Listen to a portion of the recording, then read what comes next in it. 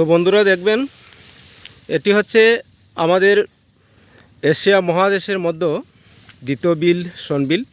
আর এই শনবিলের কৃষকদের একমাত্র প্রধান জীবিকা হচ্ছে ধান চাষ। আর সেই ধান চাষ তো আমাদের শনবিলের মানুষের দ্বারা সম্ভব না।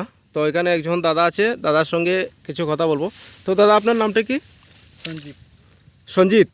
সঞ্জিত কি? ভর। হ্যাঁ, ভর। ধর ভর ভর ভর, সঞ্জিত ভর। আচ্ছা, তো আপনি কতদিন থেকে শনবিলে ধান কাটা আসেন? পাকা সপ্তাহ দিন হয়ে সপ্তাহ দিন। তো আপনি শনবিলে ধান কাটা এসে আপনার কীরকম লাগে? ভালো লাগে। ভালো লাগে? ঠিক আছে। তো আপনারা ধান কীভাবে কাটেন?